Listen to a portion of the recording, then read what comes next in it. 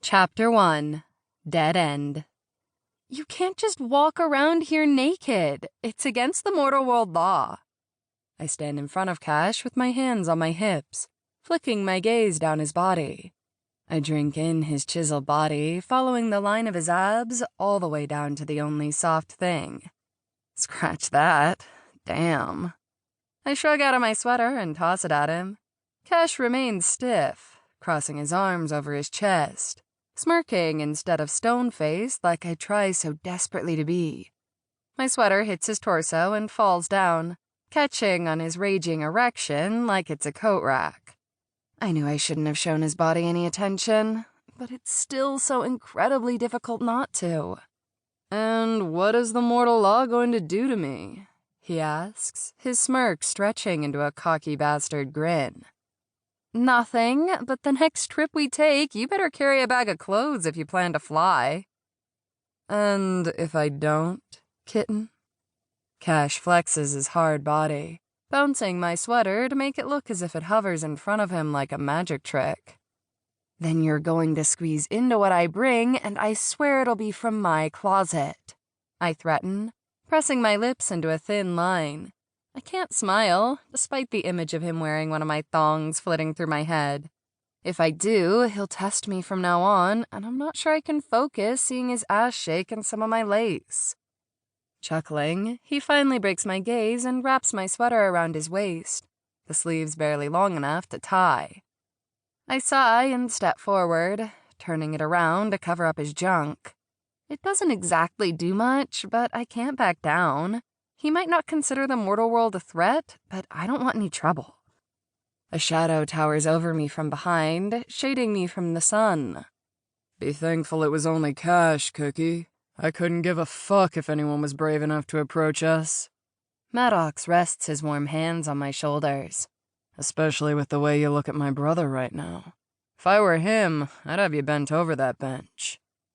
I tip my head back and bonk him on the chest.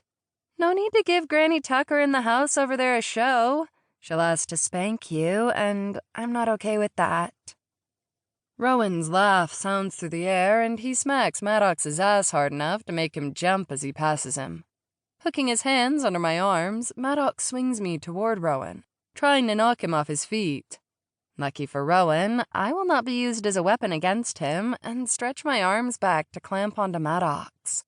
Throwing my weight up, I flip fast enough to miss Rowan and squeeze Maddox's neck between my thighs. The move throws him off, and he lets go of me. I didn't expect to lock his head too close to my vagina either, but I clinch him harder to keep from falling. "Shit, grab her," Rowan says to Cash, circling to bear hug Maddox from behind. "We don't have time for him to get carried away, and it doesn't look like our mate plans to let the bastard go." "Carried away? This asshole might poke my eye out," I say, my head hovering close to Maddox's bulging pants. Cash locks his hands to my waist and tugs me from Maddox. "Got you, kitten." He twists me in his arms and smiles, holding me by my ass as I wrap my legs around him. Maddox growls from behind us. "You think I'm the one who might get carried away? His naked ass." Rowan smacks him on the back of the head, cutting off his argument. The two of them look ready to start throwing fire at each other in a fight for dominance, and I'm pretty damn sure I saw the familiar floral curtains flutter on Granny Tucker's front window. Wiggling in Cash's arms, I wait for him to put me down, and march the 6 feet it takes to get to Maddox, now holding Rowan in a headlock. Positioning my legs, I try to look for an opening to get between them. Cash meanders up beside me and drapes an arm over my shoulders. "You're gonna need your dragon fire to break them apart." He points at Maddox's back. "Hit him right there, and it'll wind him." "And burn his shirt," I mutter. "You're distracting enough."